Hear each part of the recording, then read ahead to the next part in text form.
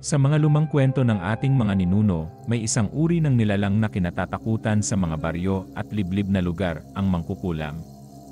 Sila ay mga taong gumagamit ng itim na mahika upang magdulot ng sakit, sumpa, at kapahamakan. Kadalasan, ang mangkukulam ay inilalarawan bilang isang matandang babae, mahina ang pangangatawan, nakadamit ng itim, at may matalim na mga mata na tila ba nakalulusot sa iyong kaluluwa. Ngunit hindi lamang babae ang maaaring maging mangkukulam, may mga lalaki ring sinasabing nagtataglay ng ganitong kapangyarihan. Pinaniniwalaang ang kanilang lakas ay nagmumula sa mga ritual, dasal na baligtad, at gamit ng mga kakaibang bagay tulad ng buhok, kuko, damit, o anumang bahagi ng katawan ng kanilang biktima.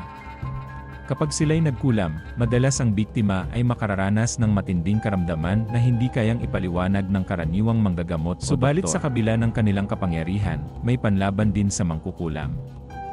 Nariyan ang mga albularyo at manggagamot na gumagamit ng dasal, orasyon, at mga anting-anting upang wasakin ang sumpa at ibalik ang kalakasan ng katawan.